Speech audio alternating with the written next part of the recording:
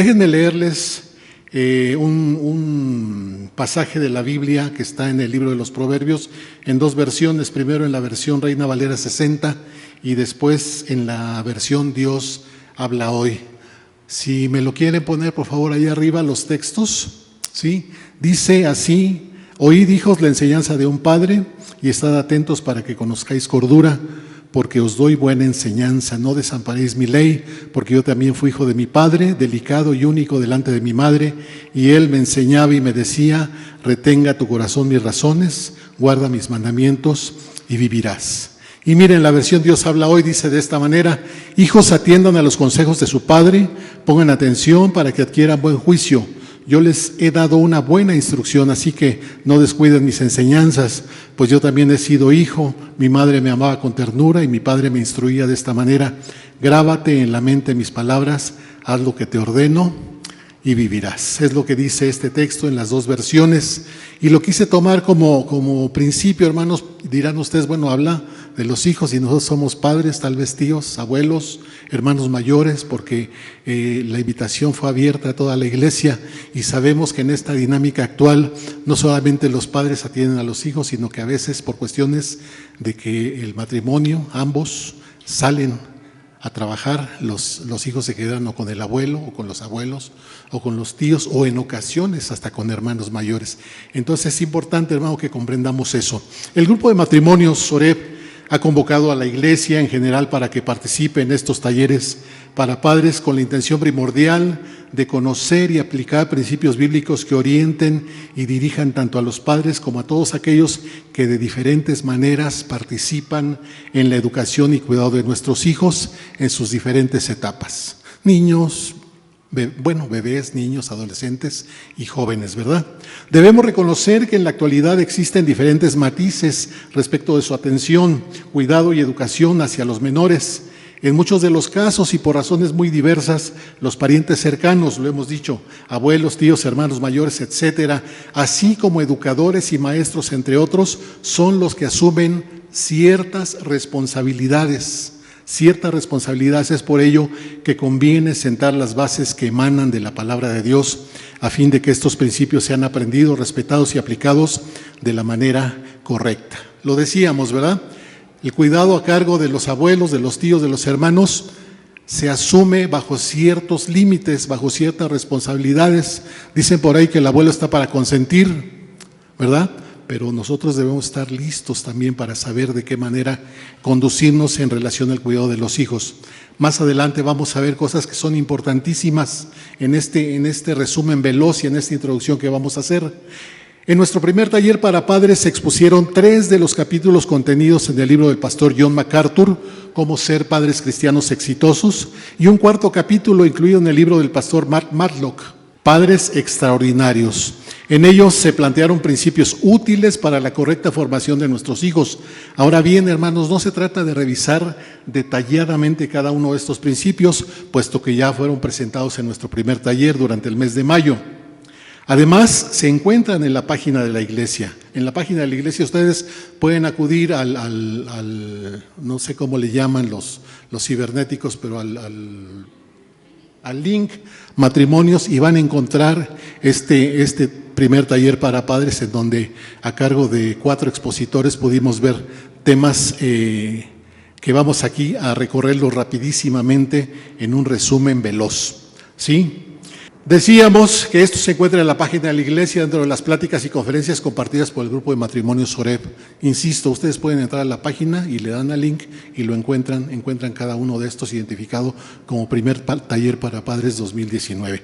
Así que para ponernos, hermanos, en contexto, haremos un breve y veloz resumen, debiendo mencionar que el temario de ambos libros, tanto el de MacArthur como el del pastor Matlock, es mucho más extenso. Es por ello que se han seleccionado aquellos principios que nosotros consideramos primordiales para reflexionarlos junto con todos ustedes. Es cierto, no hicimos un análisis de todo el libro, pero a nuestro juicio y orando al Señor pedimos dirección para poder compartir con ustedes los temas, los capítulos que fueran de interés para nosotros, para ustedes, y llevarlos a cabo en estos talleres. Concluiremos esta primera media hora. Yo espero que me tarde media hora o menos, hermanos, para darles tiempo a acudir a los talleres simultáneos. Concluiremos en esta primera media hora el estudio del hermano del pastor John MacArthur, presentando un principio más que resulta fundamental: el rol que como padres debemos asumir para la mejor formación de nuestros hijos. Más adelante, en los talleres simultáneos, abordaremos los temas correspondientes a 3 de los capítulos del hermano Matlock, enseñando a nuestros hijos a tomar decisiones, enseñando a nuestros hijos a enfrentar el fracaso y el entretenimiento a través de los ojos de Dios. Ahí vayan viendo ustedes, si no han decidido, vayan viendo qué taller les puede interesar, para que en el momento oportuno yo les pregunte a ustedes y levantando su mano podamos asignar el salón de acuerdo al número de asistentes a cada uno de los talleres. Vamos a iniciar, hermanos, comenzando con el resumen del primer taller para padres y recordando principios y enseñanzas. Podremos refrescar la mente y entonces poner los pies en la tierra para saber de lo que estamos hablando, ¿sí? Comenzamos, hermanos, con el libro de John MacArthur. Si me lo pones ahí, por favor. El libro de John MacArthur, Cristianos Exitosos. Hablamos de un tema que se llamó Sombra para nuestros hijos, que era el capítulo 1. Los hijos deben ser considerados como una bendición, ¿sí? Entonces, en este caso vamos a desglosarlo un poquito rapidísimo, hermanos, ¿sí? ¿Cómo ser padres cristianos exitosos? Sombra para nuestros hijos. Es primordial que como padres en esta generación proveamos a nuestros hijos de una sombra que refresque y proteja sus vidas. Así podría resumirse este capítulo, hermanos, considerando los alcances que ello representa y siguiendo con esta metáfora. La sombra que proveemos como padres se ensancha enormemente cuando asumimos de manera correcta nuestro rol de padres, al reconocer y aceptar que los hijos deben ser considerados como una bendición. No tendremos la capacidad de proporcionar sombra alguna en tanto que nuestra idea de la paternidad esté centrada en las dificultades y problemas que los hijos representan. ¿No es cierto que para algunos de nosotros tener hijos implica un problema? Algunos, otros dicen, no, una bendición tremenda, pero de repente cuando vamos allanando el camino y nos damos cuenta de la situación, decimos, ¿en qué problema me metí? Sin embargo, esto es lo que vimos en el primer taller para padres, hermanos. No tendremos capacidad de proporcionar sombra alguna cuando estemos considerando a los hijos como una carga. La crianza y educación de los hijos representa un gozo profundo. Insisto, no tendremos la capacidad de proporcionar sombra alguna cuando consideremos a los hijos como una carga, un problema, una dificultad o una carga. El éxito de la crianza de los hijos se mide por lo que hacemos y no por lo que ellos hacen. Así que no tendremos la capacidad de proporcionar sombra alguna si nuestros actos como padres contradicen los principios que enseñamos. Y por último, el último punto que vimos en ese momento en el taller para padres, la influencia más importante para los hijos procede de los padres. No tenemos o no tendremos la capacidad de proporcionar sombra alguna si dejamos en manos de sus iguales, es decir, amigos y o compañeros, la dirección y el consejo.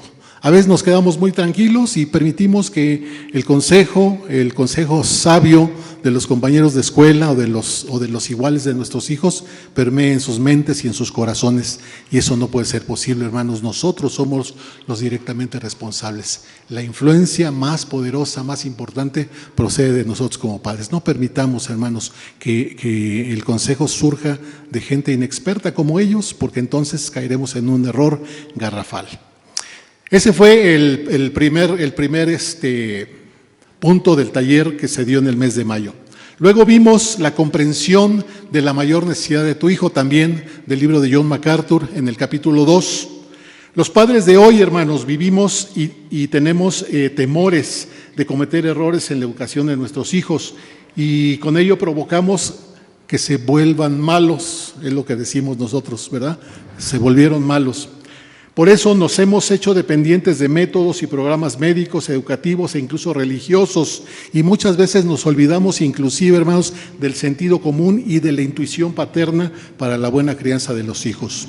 Si los animalitos tienen ese instinto de protección y conservación para sus críos, nosotros debemos de ser mucho más profundos y mucho más responsables en este sentido. Al reconocer y aceptar que todos los seres humanos nacemos pecadores, todo eso se planteó en el taller anterior, y que la tendencia hacia el mal no es una conducta adquirida, sino una condición heredada, es necesario experimentar un nuevo nacimiento en Cristo para ser regenerados. En base a esto podemos resumir este capítulo planteando la necesidad imperiosa de que nuestros hijos experimenten regeneración, y para ello debemos asumir nuestro rol de padres, conduciéndoles a través de las enseñanzas bíblicas para que esta necesidad fundamental sea resuelta. Voy rapidísimo, hermanos, porque no quiero tomar más tiempo del que les dije. Hablando del conductismo, dijimos que no puede haber regeneración en tanto que la educación se limite a una mera imposición para evitar el castigo o la disciplina.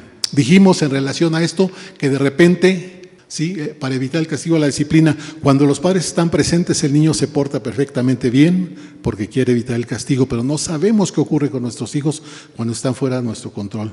Están en otro ámbito, en la escuela, con los amigos, y estamos completamente ajenos a ellos.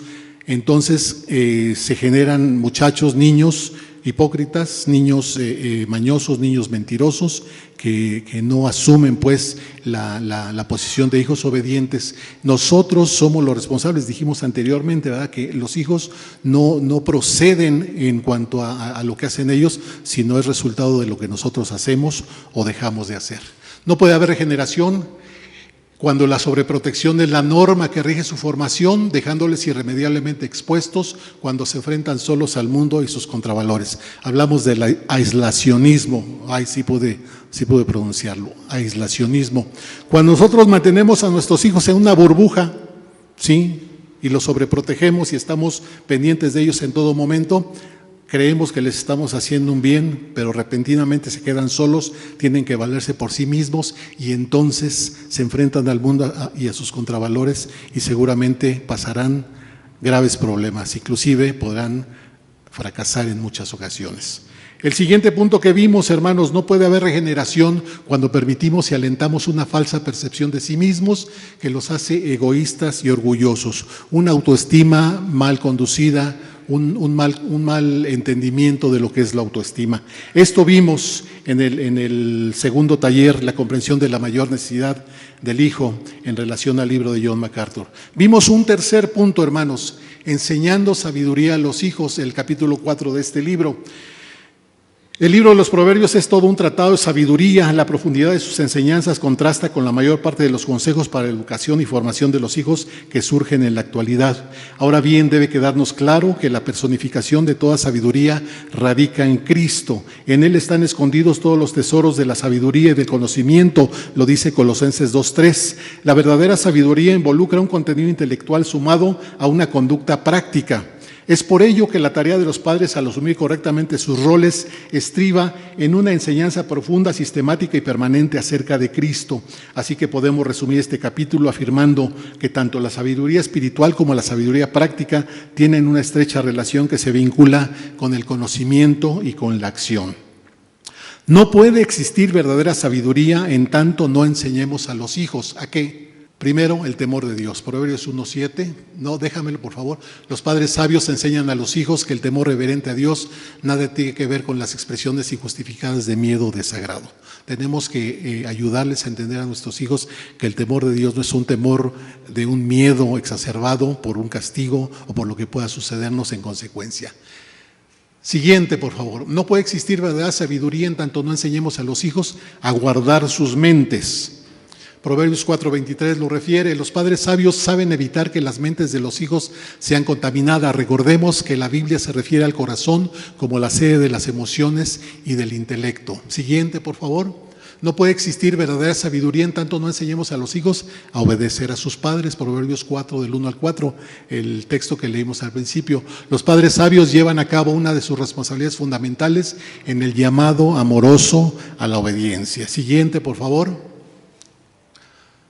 No puede existir verdadera sabiduría en tanto no enseñamos a los hijos a escoger a sus compañeros. Lo decíamos hace un ratito en relación a sus iguales. Proverbios 13:20, los padres sabios evitan que los hijos seleccionen malas compañías, ayudándoles a elegir bien. Siguiente. No puede existir verdadera sabiduría en tanto no enseñemos a los hijos a controlar sus apetitos. Y no se trata de controlar lo que coman o no coman. aunque sería bueno, ¿verdad?, también que insistiéramos en ello. Proverbios 2, 16 al 19 y 2 Timoteo 2, 22, los padres sabios advierten el peligro de las pasiones juveniles que pueden desencadenar grandes tragedias en los hijos. Siguiente, por favor. No puede existir verdadera sabiduría en tanto no enseñemos a los hijos a gozar de sus respectivos cónyuges. Aquí dirán ustedes, están chiquitos, ¿qué van a andar pensando en los esposos y las esposas? Desde pequeños, y lo vamos a ver un poquito más adelante, tenemos que poner mucha atención en ello. Proverbios 5:15, los padres sabios saben canalizar las pasiones juveniles de los hijos hacia fines rectos. Siguiente, por favor. No puede existir verdadera sabiduría en tanto no enseñamos a los hijos a vigilar sus palabras. Proverbios 4:24. Los padres sabios promueven en los hijos la limpieza y veracidad en sus dichos, así como pronunciar palabras que edifiquen y que no dañen. Siguiente, por favor. No puede existir verdadera sabiduría en tanto no enseñemos a los hijos a llevar a cabo su trabajo. Proverbios 6, del 6 al 8.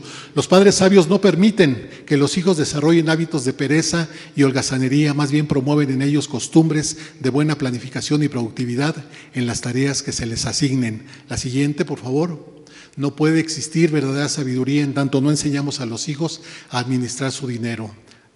La base ahí es Proverbios 3, del 9 al 10.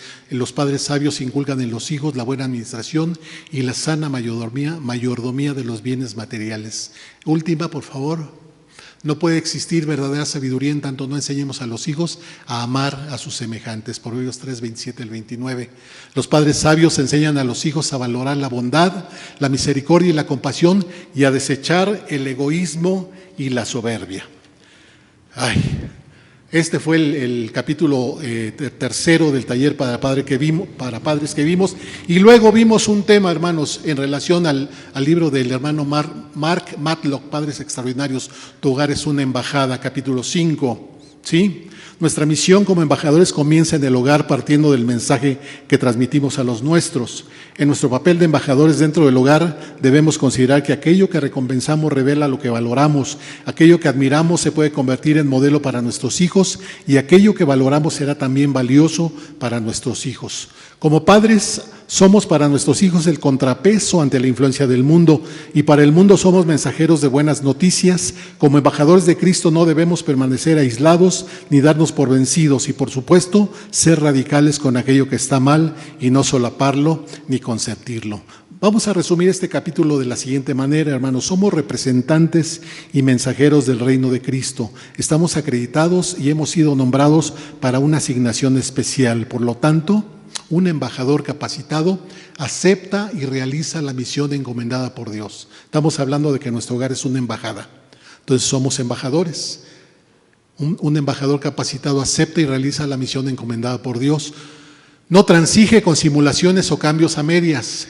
Da muestra de su transformación a través de lo que piensa, dice y hace. Impulsa a los hijos a buscar una verdadera transformación en Cristo, construye hogares y familias extraordinarias. Hasta aquí el resumen, hermanos, de lo que vimos en el taller. Yo sé que a lo mejor ustedes que no asistieron se quedaron con muchas dudas y dijeron, pues aquí qué pasó, ¿no?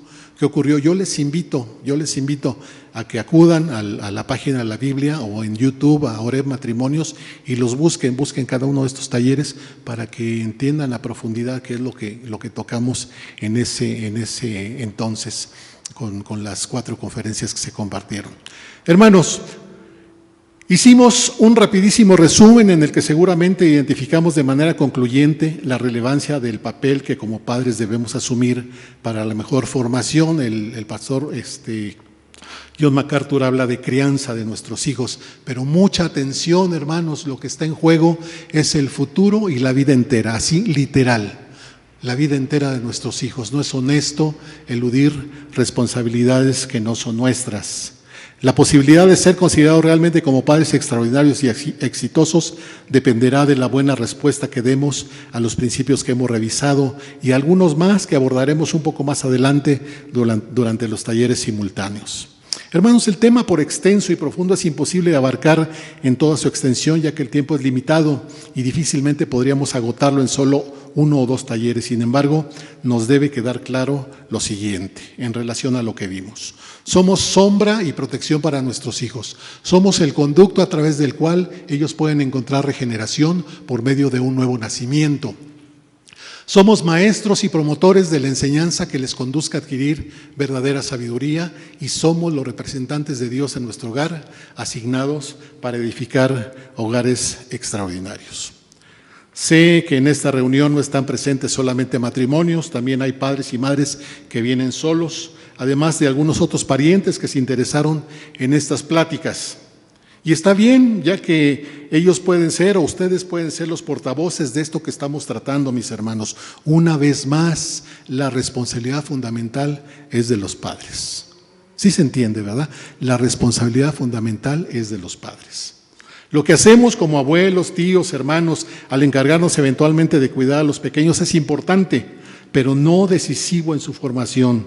Hermanos, ustedes que están aquí no son padres, que son tíos, hermanos, abuelos. Exhortemos, hermanos, a los padres a comprometerse con sus hijos, llevando a cabo su papel de una manera responsable.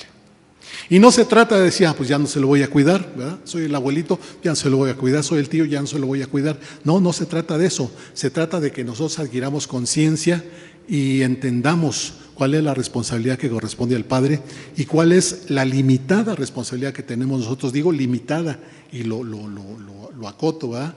La limitada responsabilidad que tenemos en el cuidado de los hijos. Nosotros no formamos a nuestros nietos ni a nuestros sobrinos, son los padres quienes los forman. Los maestros tampoco. La educación comienza en casa y en la escuela únicamente se da una atención formativa, ¿de acuerdo?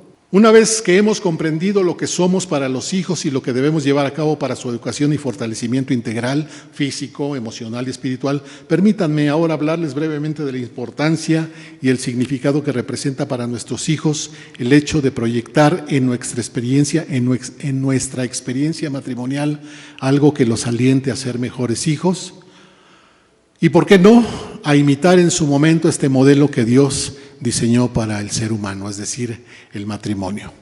Hermanos, de acuerdo a su percepción, los niños piensan que toda experiencia amorosa puede llevar a un hombre y a una mujer hacia el matrimonio. El hermano John MacArthur habla en un video de preguntas que se le hacen a los niños en relación al amor, al enamoramiento, a los esposos, a los novios, y contestan cosas pues graciosas inclusive, ¿no? A preguntas expresas surgen respuestas inocentes y hasta graciosas que van tomando forma en sus mentes infantiles hasta consolidar una idea clara de lo que puede significar una relación cimentada en el verdadero amor. Si los hijos pueden ver que sus padres realmente se aman, tendrán bases y principios firmes para progresar positivamente en su formación. Pero entonces, hermanos, ¿qué papel deben cumplir los padres? ¿Qué deben ver los niños en ellos? ¿Qué garantiza el éxito en la formación y crianza de los hijos? Miren, vamos a ver esto un momento. En estudios realizados hace algunos años en la Universidad de Harvard, expertos sociólogos se dieron a la tarea de identificar los factores cruciales para predecir la delincuencia futura de niños entre 5 y 6 años. Al hacer un seguimiento de los niños por varios años, se encontraron con resultados hasta del 90% de precisión en cuanto a sus predicciones y llegaron a la conclusión de que la delincuencia era predecible en base a 4 factores. Toda disciplina del padre debe ser firme, justa y consistente. Eso dijeron esos estudiosos. Es decir, cuando el padre disciplina con firmeza, justicia y consistencia, trabaja en contra de un desastre en la vida de los hijos. Ya voy más adelante, mis hermanos, allá arriba. Ahí está. Toda disciplina del padre debe ser firme, justa y consistente. Cuando el padre disciplina con firmeza, justicia y consistencia, trabaja en contra de un desastre en la vida de los hijos. La supervisión de la madre es fundamental. La madre debe saber dónde están los hijos en todo momento. Debe participar en todos los aspectos de su vida personalmente. Debe supervisarlos continuamente. En su presencia o no, ella sabe lo que están haciendo. Además, ellos, los hijos, deben saber que ella sabe. Siguiente, la demostración del mutuo amor entre el padre y la madre. Donde hay una manifestación visible de amor y afecto, hay una familia sana. Cuando el padre y la madre se aman el uno al otro y demuestran ese amor delante de los hijos se sienten seguros, sienten que hay un control amoroso de su mundo, también se sienten bien sobre el matrimonio para sí mismos en el futuro. A veces ni lo pensamos, ni lo meditamos, pero el hijo desde pequeño va tomando y formando, como lo dijimos antes, en su mente esa idea, hermanos. Siguiente, por favor. La cohesión familiar. Ellos planifican sus actividades y apartan tiempo para pasarla juntos. Las decisiones se toman en conjunto y aún los hijos más pequeños trabajan en ello, es decir, trabajan en equipo. Ahora bien, hermanos, ¿de qué estamos hablando? La crianza de los hijos es exitosa cuando el padre está a cargo de la disciplina, la madre está para supervisar, ambos se aman el uno al otro y la familia trabaja junta. Esto es lo que sacaron como conclusión en cuanto a su experiencia y las encuestas que llevaron a cabo los expertos. Eso fue lo que concluyeron, hermanos. ¿Pero qué creen? ¿Saben una cosa? La Biblia lo ha enseñado desde siempre. La Biblia lo ha enseñado desde siempre. Por designio de Dios, el marido es cabeza de la familia. La madre alimenta y cuida a sus niños. Ellos, los esposos, deben amarse mutuamente. El marido ama a su esposa y la esposa ama a su marido y en conjunto tienen cosas que hacer como familia. Eso es lo que la Biblia enseña. Eso es tan básico que aún los no creyentes reconocen que eso es lo que forja niños sanos. Hermanos, podríamos seguir hablando de lo que el hermano John MacArthur considera como los papeles o los roles que existen en la relación de esposo y esposa. Pero más bien eso sería tema de otro taller o de alguna conferencia dentro de las actividades de los matrimonios. Sin embargo, hermanos, vamos a ver un pasaje clave de la Escritura en el que se instruye tanto a los maridos como a las mujeres a desempeñar sus roles correspondientes. Miren cómo dice este pasaje clave, Efesios 5, del 25 al 29.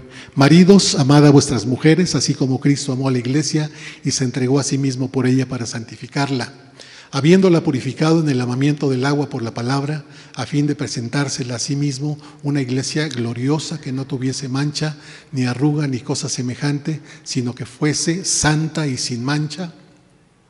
Así también los maridos deben amar a sus mujeres como a sus mismos cuerpos. El que ama a su mujer a sí mismo se ama, porque nadie aborreció jamás a su propia carne, sino que la sustenta y la cuida, como también Cristo a la iglesia. Hermanos, estoy por terminar, creo que sí, lo logré. Trataremos de implementar en un futuro, hermanos, más talleres, pláticas o conferencias sobre estos temas. Estoy seguro que pueden haber quedado dudas y preguntas sin respuesta.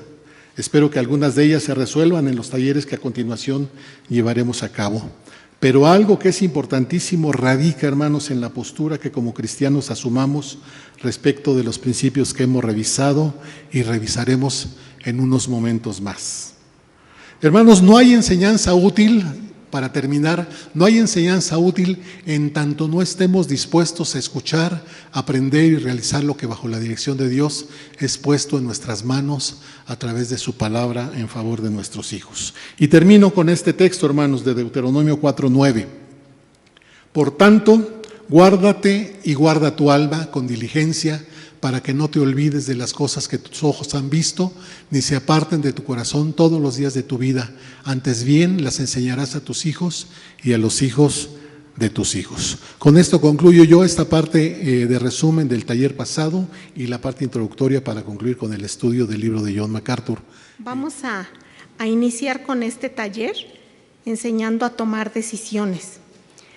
Una etapa significativa en el desarrollo de nuestros hijos es el momento en el que finalmente comprenden que nuestras decisiones tienen consecuencias y que somos responsables por cada una de esas consecuencias. Los padres sobreprotectores pueden retrasar esta experiencia en la vida de sus hijos al tomar siempre las decisiones por ellos. Hablaba el hermano Mel en el taller pasado que se había hablado sobre eso, ¿no? De los padres sobreprotectores. Al querer arreglar también de inmediato todas sus malas decisiones para que nunca tengan que sufrir resultados negativos de esas decisiones. Es innegable que lo hacemos por amor y como una reacción natural al temor que sentimos de que sufran en alguna manera. También lo hacemos porque a veces nos cuesta reconocer que nuestros hijos ya son capaces de hacer las cosas por sí por sí mismos.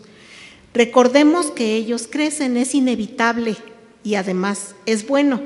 Nosotros como padres tenemos la oportunidad de ayudarlos a crecer en sabiduría, pero ¿cómo podemos empezar a darles las herramientas necesarias para que puedan tomar mayores y mejores decisiones en el futuro y que experimenten los mejores resultados posibles? ¿O no es acaso esto lo que como padres queremos o deseamos para nuestros hijos? En el taller para padres veíamos unas cuestiones que mencionó el hermano Mel, pero antes quisiera que pusieran la diapositiva 2, por favor, para que la podamos leer. Dice, lo que los maestros no se atreven a decir a los padres. ¿Alguno de ustedes puede leer la número 1? Ok, dice, a su hijo le faltan más límites en casa. ¿Sí? Eso es lo que mencionan los maestros, porque los maestros están para enseñar, para dar conocimiento. La educación se supone que debe de ser en casa. Entonces, estas cuestiones, cuando nosotros no somos lo suficientemente atentos a lo que está sucediendo con nuestros hijos y les ponemos límites en cuanto a diferentes cosas. Horarios, por ejemplo, para ver televisión, horarios para ir a dormir, sobre todo en tiempo de escuela. Se supone que los hijos tienen que ir a la cama temprano para que a otro día puedan rendir bien durante sus estudios. Límites también para hacer determinada o cual cosa, ¿sí? Entonces, estas situaciones es lo que los maestros observamos dentro de la escuela. Número 2 dice, en su casa no hay suficiente diálogo, solo 15 minutos de diálogo con ellos marcaría la diferencia. Muchos niños se quejan y creo que todos nosotros lo hemos visto, ¿sí? La mayoría de las personas, sean adultos, sean jóvenes, sean niños, estamos con el celular. Y en ocasiones ha llegado que los mismos padres le dicen o la misma mamá, vente a comer, ya está servida la mesa, pero ¿cómo lo hace? No le llama, le manda un mensaje a través del celular. Si nosotros acudimos a un restaurante, ¿qué es lo que vemos? Las familias y cada uno está con su celular. O aparentemente lo dejamos a un lado, pero vibra o suena y estamos más al pendiente que de escuchar a nuestros hijos. Muchas veces ellos nos quieren decir algo que les está sucediendo en la escuela, algún temor que ellos tienen y no les hacemos caso. Por eso dice aquí, en su casa no hay suficiente diálogo. Solo 15 minutos que los escucháramos con toda atención marcarían la diferencia para saber qué es lo que están requiriendo nuestros hijos, qué es lo que necesitan. Número 3, no dejen tantas horas a su hijo frente al televisor. Y tampoco lo hemos hecho sin supervisar qué es lo que están viendo, qué palabras están utilizando ahí, si es adecuado para su edad. Ahora la televisión, ya pasan películas con palabras altisonantes, con escenas de sexo, con escenas de violencia, y nosotros estamos permitiendo que nuestros hijos vean toda esa situación de programas en la televisión. Entonces debemos de supervisar qué programas son adecuados para ellos y ver qué contiene dicho programa, ¿sí? De acuerdo a la edad de nuestros hijos. Número 4, si la lees, por favor, tienes ya el micrófono. Sí, disfruto mucho de sus trabajos, pero es su hijo quien debería realizar la tarea. ¿Qué entendemos aquí, hermanos? Que le hacen la tarea a los hijos, ¿sí? Entonces dice el maestro, disfruto mucho viendo sus trabajos, pero su hijo es quien debe aprender y debe practicar. Entonces, no por dejarlos ver un programa, no por dejarlos jugar, ya tiene el niño sueño, vete a acostar, mijito, yo te hago la tarea. Y a lo mejor la hacemos con letra chueca, como para que el maestro piense que la está haciendo el niño, pero desgraciadamente el maestro va más adelante, por algo es maestro, ¿verdad? No se queje de que su hijo está sobrecargado. Si no estudia ahora, ¿cuándo lo hará? Decimos luego, le dejaron muchísima tarea. Yo no sé qué piensan los maestros. Si ellos van a la escuela y pues ahí tienen que hacer las cosas. ¿Para qué son las tareas? Hermano Iber, ¿podrías decirnos para qué son las tareas? Buenas tardes, hermanos. Las tareas nos ayudan a reforzar el conocimiento que damos en clase. Yo soy profesor de bachillerato y ese es el fin de una tarea, ¿no? Reforzar o desarrollar una habilidad o una destreza. Una experiencia que yo tengo como profesor de bachillerato es que los chicos, de repente mis alumnos llegan con unas tareas sorprendentes, muy bonitas, atractivas, dices, wow, ¿no? Ni yo como profesor las haría, pero luego en el examen el alumno no lo desarrolla y entonces ya investigando encontramos lo que decía la hermana Miriam, el papá que es ingeniero arquitecto ya le ayudó a hacer la tarea, él no la hizo o la alumna no la hizo y en el examen lo demuestra que no lo ha hecho. Entonces sí, el fin de las tareas es reforzar y desarrollar una habilidad, una destreza. Sí, el hermano Iber está en nivel bachillerato. Yo recién me acabo de jubilar de nivel secundaria. Y la hermana Belén, que se fue a otro taller, ella estaba en preescolar, ahorita se pasó a primaria. Pero bueno, de alguna manera el Señor nos ha provisto dentro del grupo de matrimonios que también habemos maestros que tenemos experiencia en esos aspectos, ¿no? Y que cualquier duda que ustedes tengan, ubíquennos y pueden preguntarnos. Según las edades de sus hijos, pueden preguntarnos cualquier duda que tengan ustedes al respecto. Claudia también es psicóloga, también en bachillerato, esposa de Iber. Entonces, de alguna manera, aquí en la iglesia tenemos personas que podríamos apoyarles, ¿sí? Eso entre comillas, ¿sí? Entonces, el número 6. Recordemos que estamos analizando cosas que los maestros no se atreven a preguntarle a los padres. Sí, el 6 dice, cuando yo era chico hacía algo mal, mis padres me retaban a mí y no se ponían a criticar al maestro. Sí, ¿cómo eran? Recordemos cómo eran nuestros padres con nosotros. O cómo nos platicaban nuestros padres que nuestros abuelos, padres de ellos, eran con ellos, ¿no? Era más estricta la disciplina en casa, la educación en casa era más estricta, ¿sí? Y cuidadito que les dijéramos una palabra o retorciéramos la boca porque ya la mano estaba luego lista, ¿no? Para darnos un zape. Un zape, ¿sí? La que sigue, por favor. ¿Por qué tengo que hacer reuniones de padres en mi tiempo libre si usted no se molesta en venir? En las escuelas normalmente, a veces entendemos que los padres de familia tienen trabajo, también nosotros estamos trabajando. Y a veces tenemos que conciliar en los horarios cuando hay algo importante que tratar con los padres de familia. A veces las juntas se hacen un poco antes de que los niños inicien clase, si es en primaria.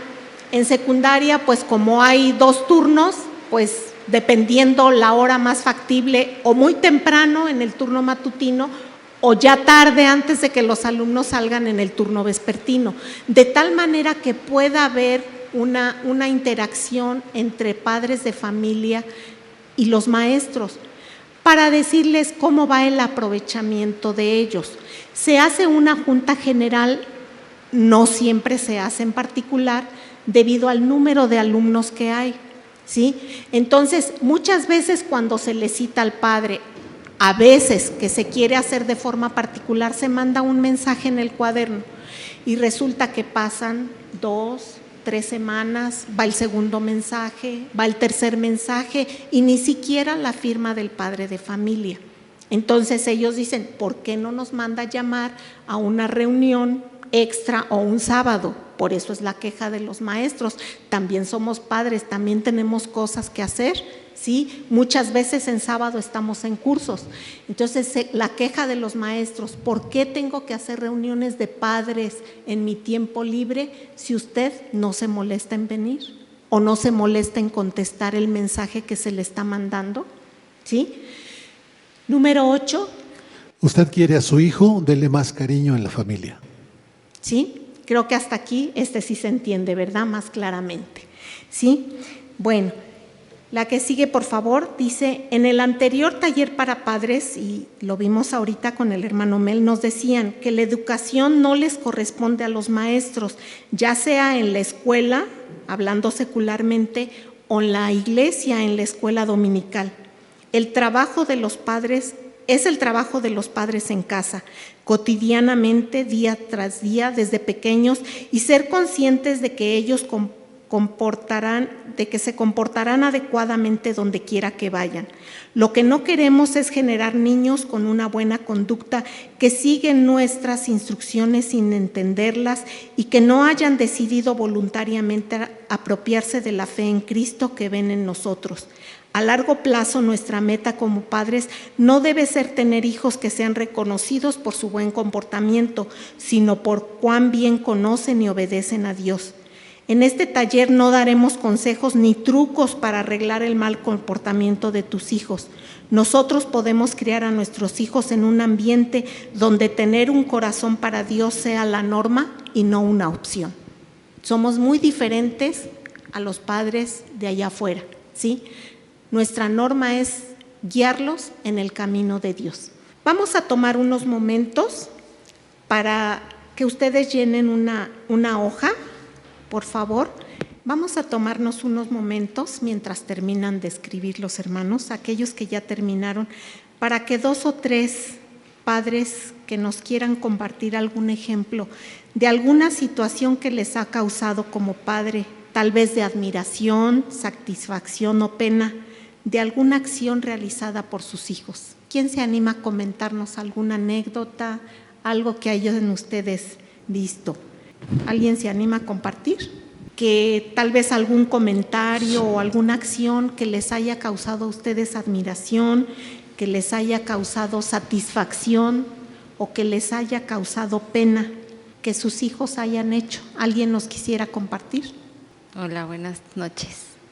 Bueno, yo les voy a compartir, tenemos dos niños, el más grande pues es Alex, de 15 años, y bueno, ahorita en esta etapa de tercero de secundaria que acabo de concluir, él fue invitado a los 15 años de las chicas en la escuela, y bueno, pues nosotros pues hemos tratado de estar como muy al pendiente de irlo a dejar y todo esto.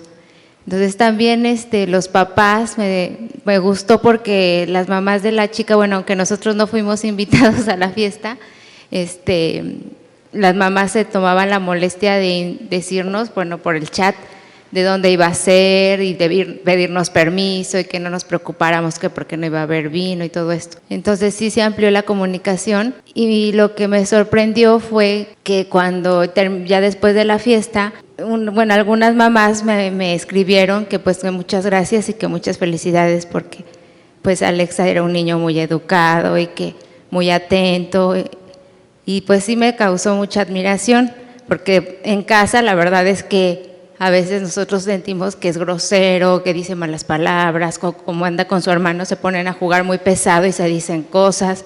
Y entonces nosotros siempre estamos muy enojados con él porque le decimos, oye, no digas eso, oye, fíjate lo que estás hablando. Y además tu hermano es más pequeño y aprende de lo que tú dices, de lo que tú escuchas, de lo que tú ves, porque pues él ahorita quiere ver videos, quiere ver esto.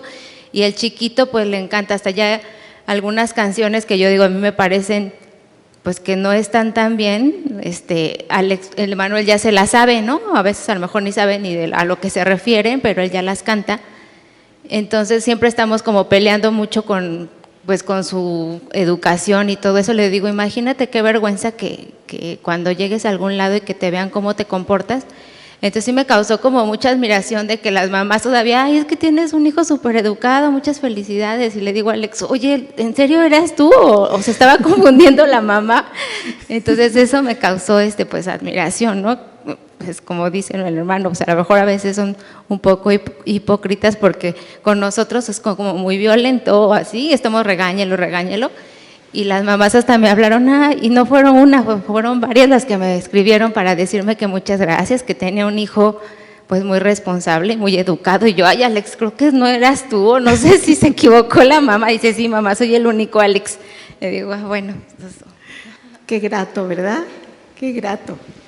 Con esto nos damos cuenta de que muchas veces nuestros hijos toman muy en cuenta lo que nosotros les decimos, ¿no? Aquí el caso de Alex, de lo que vive en la iglesia, de su comportamiento en la casa. Qué bueno que otras personas tengan ese concepto, sobre todo de los niños cristianos, ¿no?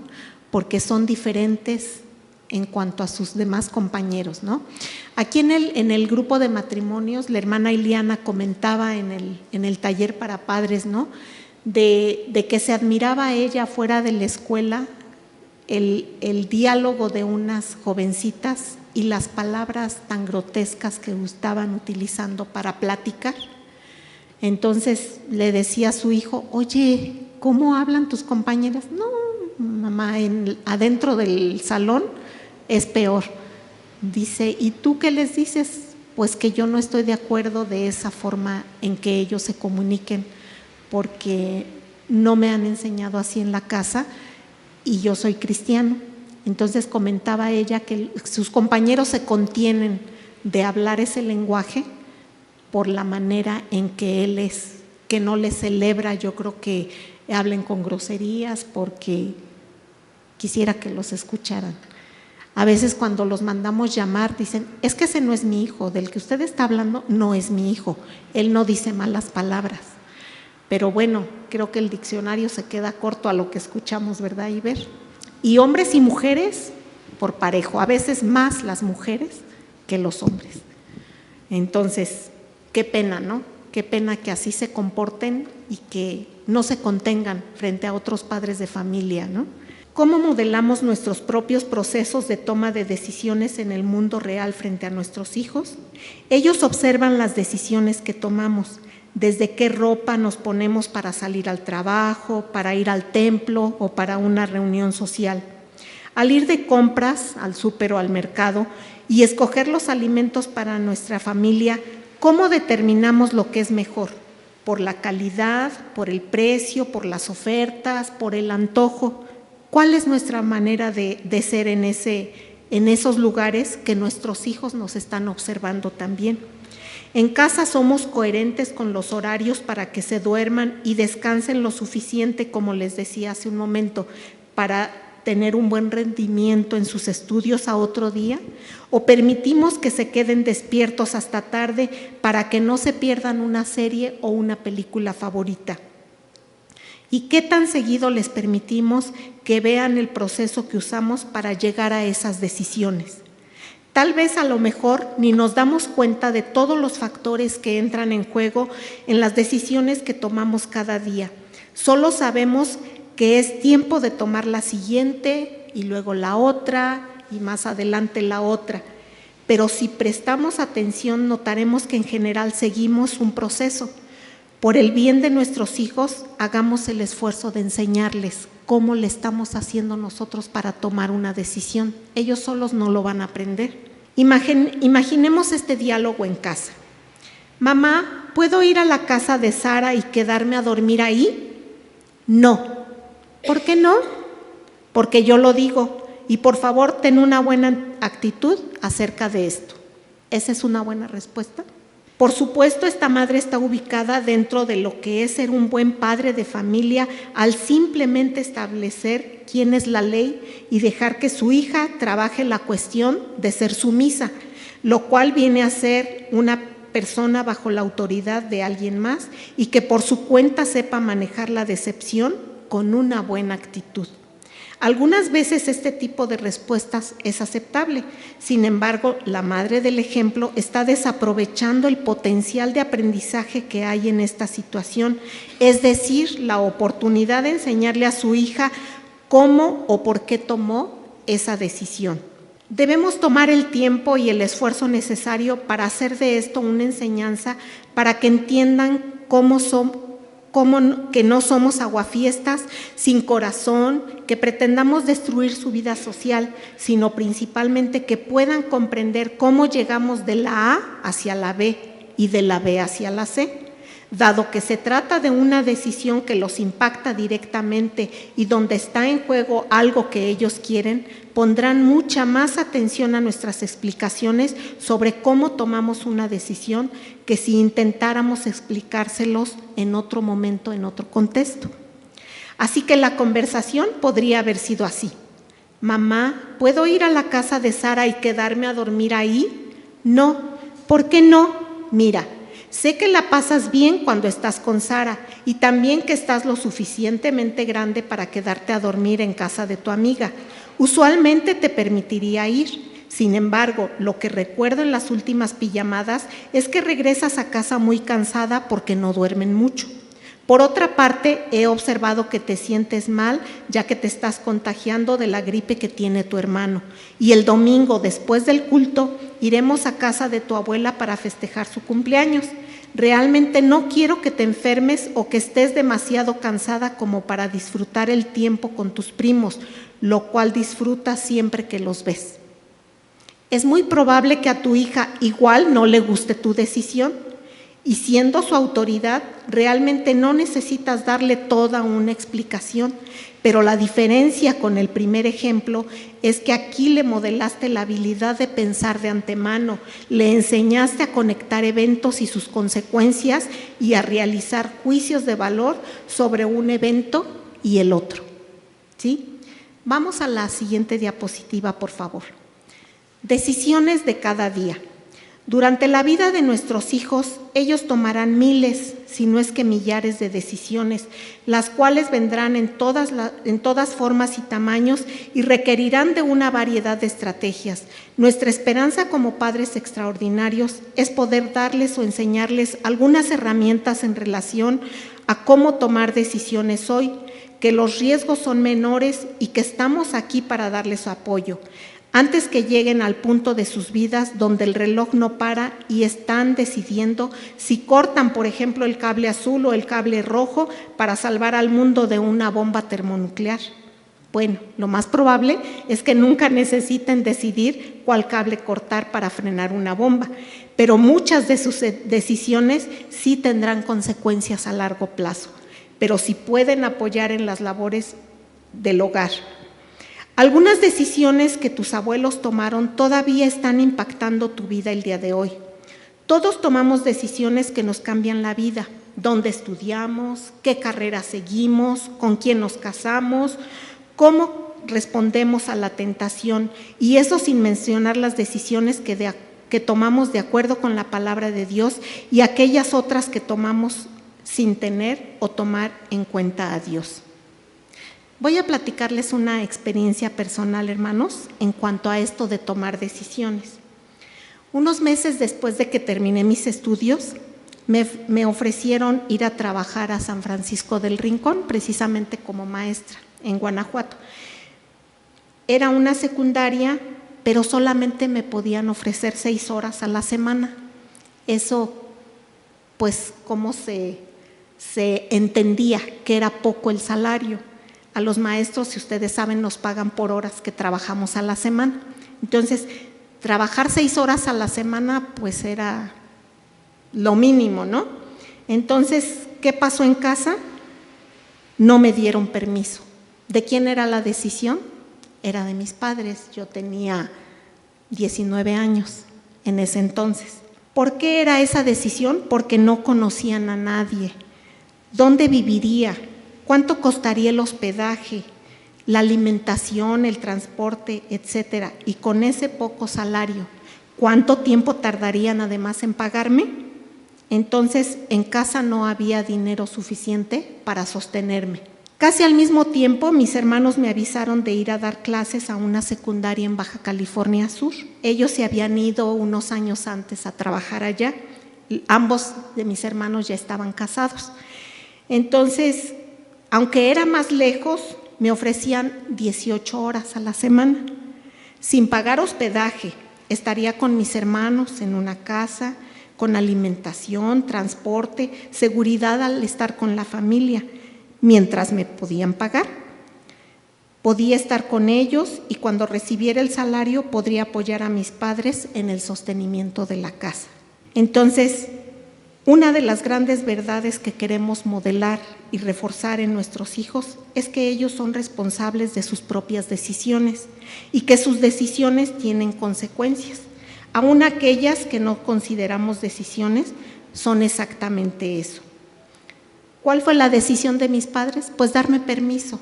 Solo era por 3 meses, ¿sí? El ir a trabajar allá, el tiempo que la maestra iba a estar en gravidez porque iba a tener a su bebé. Entonces, pues ahí sí me dieron permiso, ¿sí? Un ejemplo de decisión muy común entre los niños pequeños sucede así. ¿Qué hago? ¿Voy a cenar inmediatamente cuando mi papá me llama? ¿Cuáles son mis opciones y sus consecuencias? Si voy de inmediato, no habrá ningún problema. Si espero 5 minutos, me volverá a llamar, y si voy entonces, tampoco habrá ningún problema. Si espero 10 minutos, no estará feliz, pero tampoco me castigará. Si espero 15 minutos, obtendré 2 cosas: el sermón y algún tipo de castigo. Entonces escojo esperar 10 minutos, ¿sí? Pero ya está pensando el niño que le conviene más, ¿verdad? Lo cierto es que hemos estado enseñándoles a nuestros hijos a tomar decisiones por sí mismos desde que empezamos a pedirles que hagan cosas con diferentes consecuencias como respuestas a sus acciones. Varios de nosotros hemos adoptado una forma de paternidad mucho más intencionada y empleamos con nuestros hijos un lenguaje en el que explicitamos las decisiones y consecuencias desde una temprana edad. Lo que deseamos es que nuestros hijos comiencen desde muy pequeños a entender que con nosotros sus decisiones los llevan a consecuencias muy específicas. Incluso podemos enseñarles que estamos imitando a Dios, cómo trabaja. Así que lo hacemos con nuestros hijos, así como lo hacemos con nuestros hijos. Dios también ama a sus hijos, espera y les pide que lo obedezcan en cada área de su vida. Y cuando sus hijos, que somos nosotros, no lo hacemos, cuando deliberadamente desobedecemos a Dios, Él nos disciplina. Veamos lo que nos dice la palabra de Dios en Hebreos 12, del 1 al 11. ¿Quieres leérmelo, por favor? Por tanto, nosotros también, teniendo en derredor nuestro tan grande nube de testigos, despojémonos de todo peso y del pecado que nos asedia, y corramos con paciencia la carrera que tenemos por delante, puestos los ojos en Jesús, el autor y consumador de la fe, el cual por el gozo puesto delante de él sufrió la cruz, menospreciando el oprobio, y se sentó a la diestra del trono de Dios. Considerad a aquel que sufrió tal contradicción de pecadores contra sí mismo, para que vuestro ánimo no se canse hasta desmayar, porque aún no habéis resistido hasta la sangre combatiendo contra el pecado, y habéis ya olvidado la exhortación que como a hijos se os dirige, diciendo: Hijo mío, no menosprecies la disciplina del Señor, ni desmayes cuando eres reprendido por Él, porque el Señor al que ama disciplina, y azota a todo el que recibe por hijo. Si soportáis la disciplina, Dios os trata como a hijos. Porque ¿qué hijo es aquel a quien el Padre no disciplina? Pero si se os deja sin disciplina, de la cual todos han sido participantes, entonces sois bastardos y no hijos. Por otra parte, tuvimos a nuestros padres terrenales que nos disciplinaban y los venerábamos. ¿Por qué no obedeceremos mucho mejor al Padre de los Espíritus y viviremos? Y aquellos ciertamente por pocos días nos disciplinaban como a ellos les parecía, pero para lo que nos es provechoso, para que participemos de su santidad. Es verdad que ninguna disciplina al presente parece ser causa de gozo, sino de tristeza, pero después da fruto apacible de justicia a los que en ella han sido ejercitados. ¿Qué les parece, hermanos? Nos habla la palabra de Dios de la disciplina y sus consecuencias también, ¿verdad? Esa disciplina es la corrección amorosa y dolorosa de un padre. Debemos tener cuidado en diferenciar la disciplina con el castigo por nuestros pecados. Como seguidores de Jesús, nuestros pecados ya han sido pagados y perdonados. La disciplina de Dios para sus hijos no es un castigo.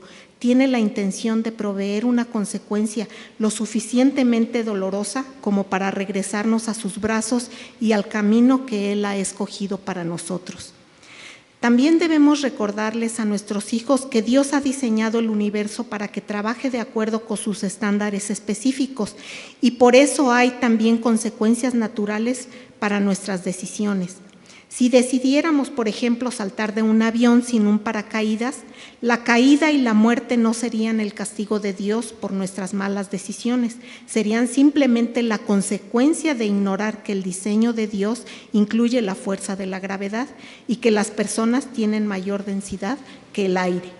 Si decidiéramos saltar con un paracaídas y aláramos la cuerda en el momento preciso, la consecuencia de flotar seguros hasta el suelo también estaría en la línea del diseño de Dios para el universo en relación con las leyes de la física. ¿No es cierto, hermanos? ¿Sí? Eso de desobedecer pues tendría consecuencias fatales, ¿no?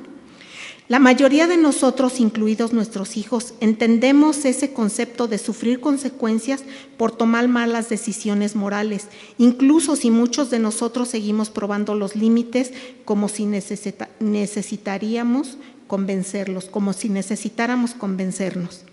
Las decisiones más difíciles, las que a veces nos pueden paralizar o a nuestros hijos, son aquellas en las que se nos presentan dos opciones morales que son aparentemente iguales. En otras palabras, ¿cuál es la mejor decisión? ¿Cuál es la mejor de entre estas dos opciones? ¿O cuál es la voluntad de Dios para mi vida? Enseñarles a tus hijos a implementar estos pasos cuando deban tomar una decisión ahora les ayudará a sentirse más confiados cuando en los próximos años deban tomar decisiones con consecuencias más trascendentes.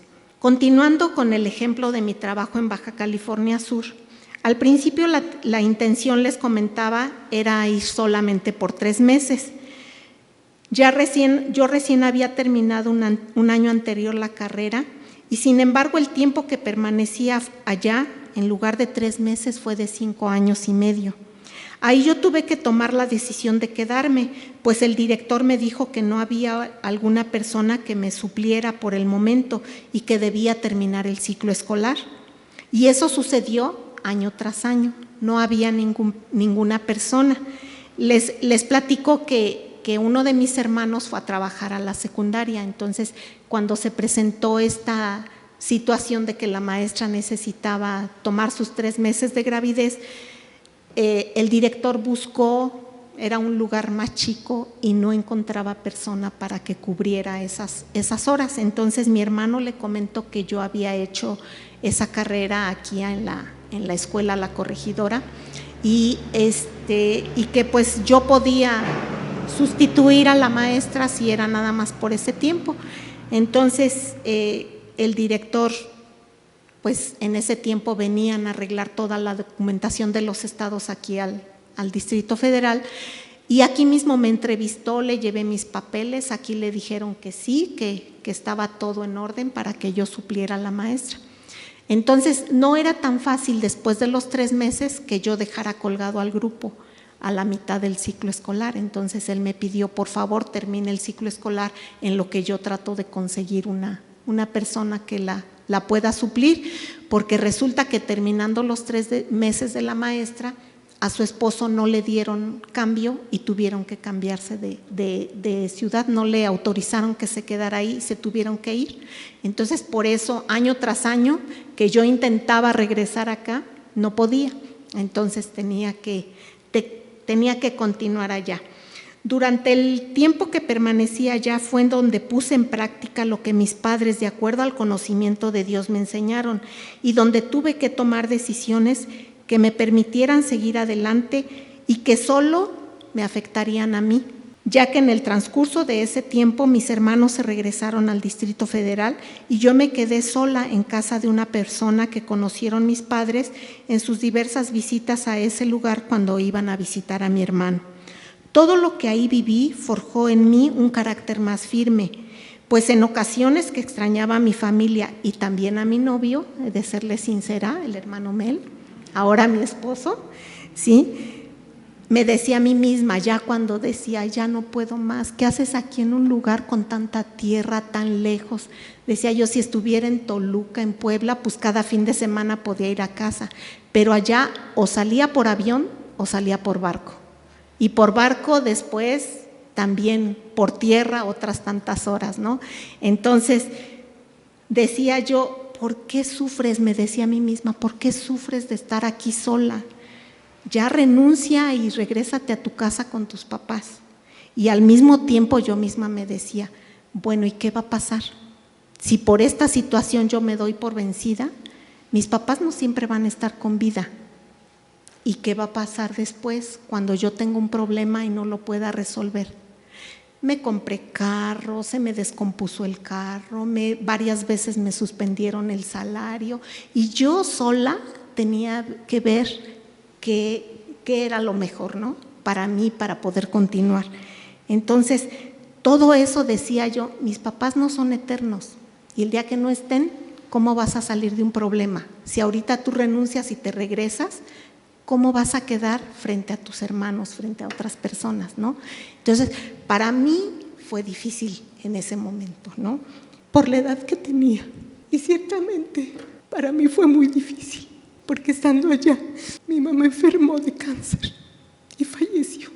Pero yo tenía que ser firme en lo que mis padres me habían enseñado, que tuviera confianza en Dios y que Él me iba a ayudar a salir adelante. Ese mismo año que falleció mi mamá, pues nosotros decidimos casarnos y fue lo que me hizo regresarme. Ya después no supe si hubo la persona adecuada para quedarse en la escuela, pero bueno, yo me regresé para acá, pero ya mi mamá había fallecido.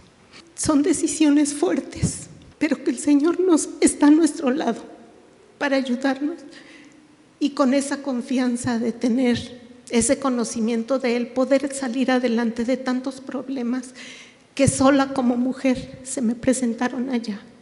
¿Sí?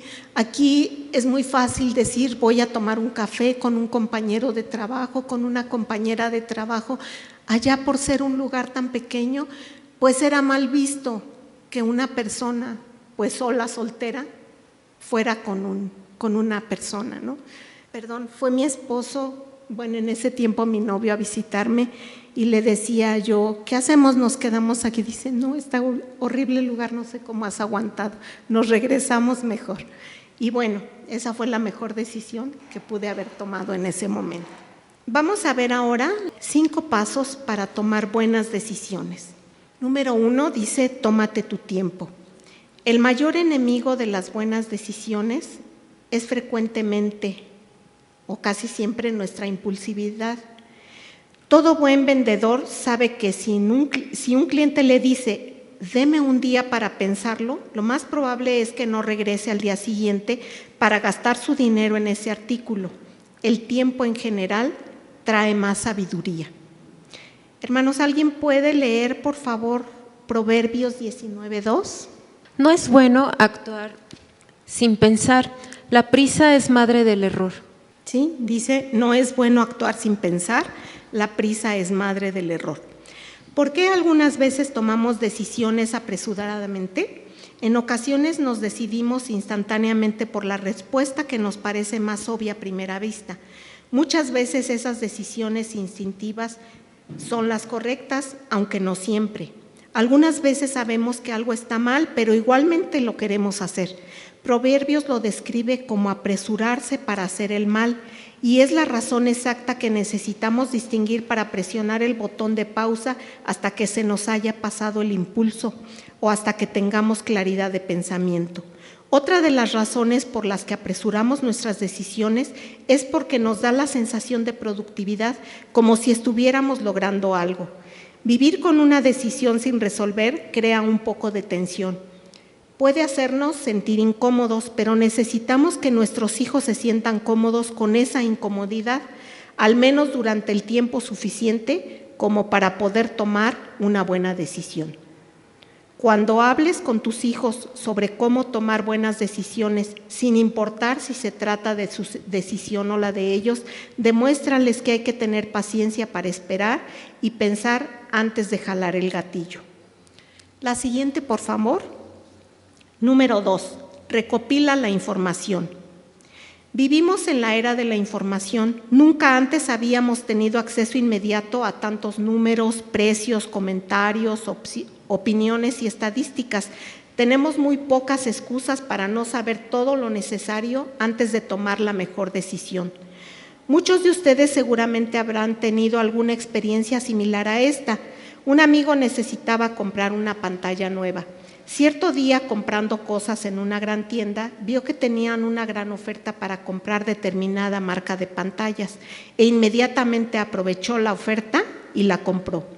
Mientras manejaba de regreso a su casa, comenzó a dudar de su impulso y deseó haber esperado un poco más para pensarlo más tranquilo. ¿Qué dice el paso 1? ¿Cómo se llamaba el paso 1? Tómate tu tiempo, ¿verdad? No obstante, decidió que no era demasiado tarde como para recabar información. En cuanto llegó a casa y antes de sacar la pantalla de su automóvil, saltó a la silla frente a su computadora y buscó los comentarios de otros compradores sobre ese modelo de pantalla. Más de la mitad describían que la pantalla se apagaba sola después de un mes de usarla y contaban sus tristes historias acerca de cómo trataban de repararla. Con razón estaba tan atractiva la oferta. De inmediato manejó de regreso a la tienda para devolver la pantalla y recuperar su dinero. Afortunadamente logró hacerlo, pero aprendió su lección sobre las grandes ofertas y las compras apresuradas. Alguien que nos lea, por favor, Proverbios 18:17. Justo parece el primero que aboga por su causa, pero viene su adversario y le descubre. Si solo escuchamos una perspectiva o solamente un lado de la historia, entonces no tenemos suficiente información como para tomar una buena decisión. Algunas veces la decisión que debemos tomar requiere conversar y escuchar a otras personas y no simplemente leer comentarios en Internet. En Proverbios se nos anima reiteradas veces a que busquemos el consejo sabio de personas que saben de lo que están hablando. Una de las formas en que podamos ayudar a nuestros hijos a desafiar un proceso de toma de decisiones cuando estén considerando comprar algo, practicar un deporte, salir con alguien en una cita, es preguntarles qué información recabaron al respecto. ¿Habrá más información que requieran obtener sobre tal artículo que desean comprar? ¿Habrá alguien que les dé información o su opinión sobre el entrenador o su experiencia de ese equipo en particular? ¿La persona con la que quieren salir tiene algún amigo o amiga con la que puedan hablar para conocerla mejor antes de acordar una cita? Bueno, este es para chicos ya más grandes, ¿verdad? Recopilar la suficiente información antes de tomar una decisión es un hábito muy útil para el mundo real y todos podemos acostumbrarnos a hacerlo, en especial nuestros hijos, si nosotros les enseñamos cómo. Vamos al número 3, por favor. Dice, cuestiona tus motivaciones. Una de las principales causas de que tomar decisiones sea una tarea complicada es el hecho de que nuestras razones para preferir una opción sobre otra a veces son poco claras. ¿Recuerdas cuando el rey David le dijo al Señor, yo sé que tú amas la verdad en lo íntimo, ¿verdad? ¿Dónde está esa cita? ¿Quién recuerda? El Salmo 51. El Salmo 51, ¿verdad? Cuando David, después de haber pecado, hace una confesión, ¿verdad?, al Señor y le pide perdón. Yo sé que tú amas la verdad en lo íntimo, le decía. Es más difícil de lo que parece. Tú y tus hijos son muy buenos en convencerse de algo mientras ocultan la verdad de lo que realmente quieren. Tal vez nosotros lo hemos hecho en alguna ocasión. Una joven en su último año de bachillerato ha estado planeando estudiar en una universidad en particular. Es muy buena opción. Ella ha realizado toda una investigación, ha visto las opciones para obtener ayuda financiera. Ahí hay una escuela de arte que es lo que ella deseaba desde pequeña. De repente un día anuncia que está considerando la posibilidad de asistir a otra universidad más cerca de su casa, pero que no ofrece la carrera de arte en la que ella está interesada. Su madre se desconcierta hasta que se entera que el chico que le gusta a su hija y está saliendo con él desde hace un mes, irá a esa universidad el próximo año. Le enlista a su madre los motivos por los cuales esta universidad es maravillosa. Tal vez en algunos aspectos es mejor opción que la que realmente había escogido.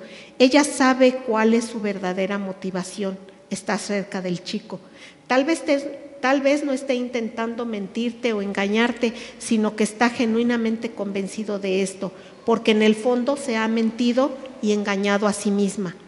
El decirnos o comentarnos a nosotros la verdad sobre nuestras motivaciones hace que tomar nuestras decisiones resulte más fácil. No necesariamente, pero al menos estaremos teniendo conversaciones honestas. Ayuda a tu hijo a que aprenda a decir en voz alta por qué razones les gustan las opciones que tiene frente a él. Aún en las pequeñas cosas, trata de inculcarle ese hábito. ¿Qué crees que te gusta sobre determinado deporte? ¿Por qué crees que sería un buen plan ir a ver a determinada película este sábado? O más adelante en su vida, ¿por qué crees que sería bueno ser parte del equipo de fútbol de tu escuela? ¿O por qué piensas sería bueno tener un trabajo de medio tiempo mientras estudias en la universidad? Enunciar los beneficios de cada opción en voz alta puede traer luz sobre motivaciones escondidas que ni siquiera él sabía que estaban ahí.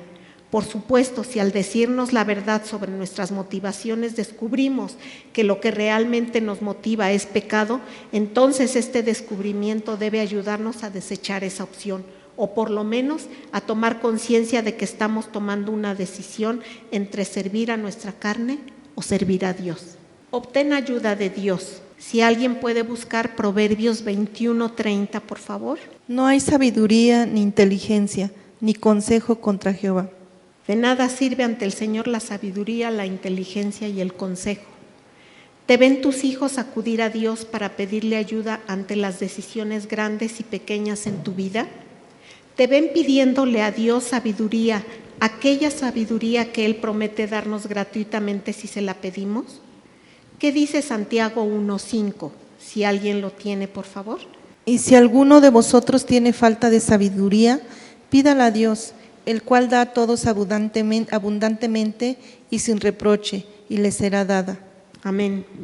¿Te ven buscando guía o ayuda en la palabra de Dios para tomar decisiones difíciles o hacer cambios en tus decisiones basándote en las enseñanzas bíblicas? Estamos en el grupo 4. Eso no quiere decir que sea menos importante que las anteriores para enseñárselo a nuestros hijos. Muchas de nuestras decisiones se hacen más fáciles cuando estamos dispuestos a someter nuestro tiempo, en el punto 1, ¿verdad? O nuestro conocimiento, en el punto 2, o las motivaciones del punto 3, a la voluntad de Dios expresada en la Biblia. Por ello, algunas preguntas nos deberían surgir naturalmente a la hora de tomar decisiones. ¿Va alguna de mis opciones en contra de las instrucciones bíblicas?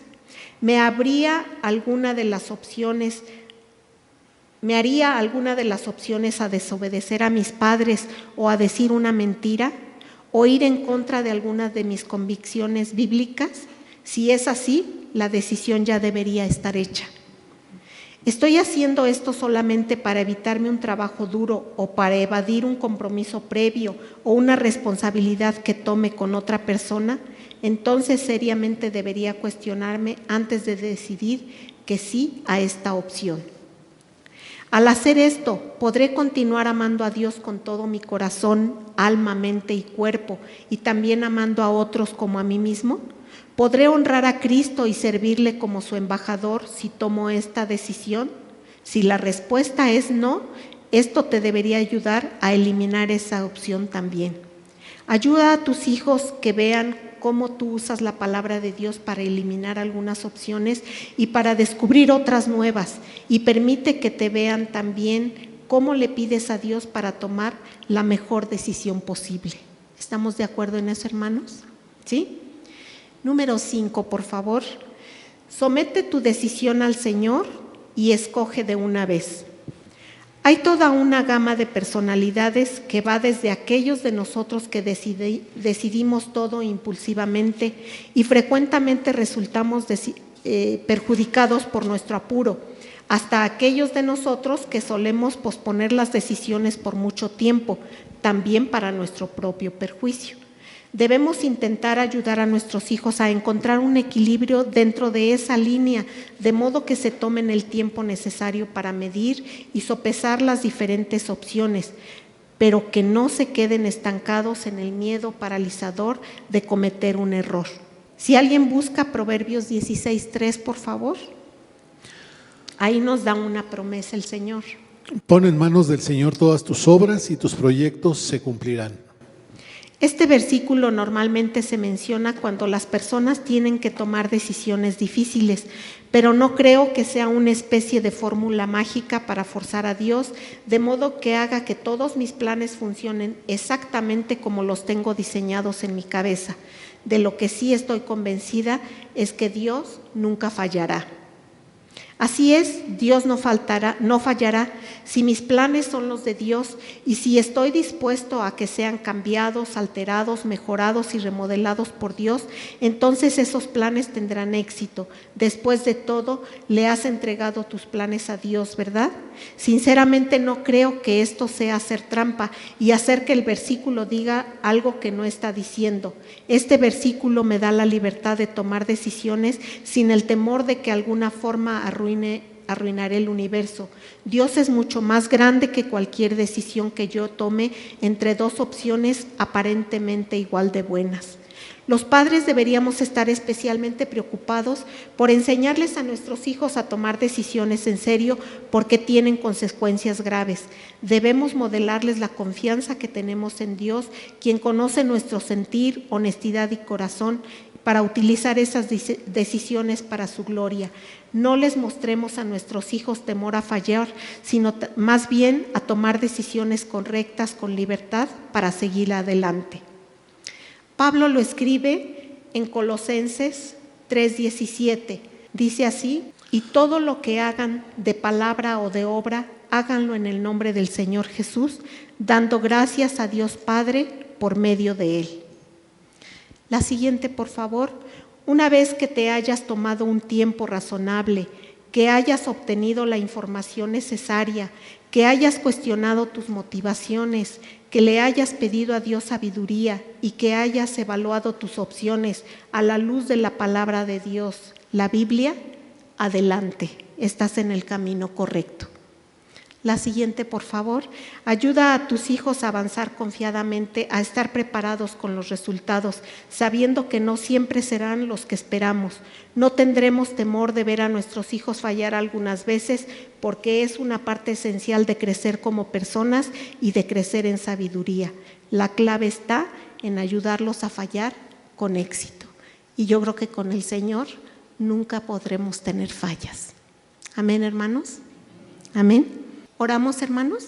Gracias te damos, Padre Celestial, por esta enseñanza que tú nos has dado en esta tarde, Señor, al permitirnos tomar decisiones correctas para encauzar a nuestros hijos para una buena decisión.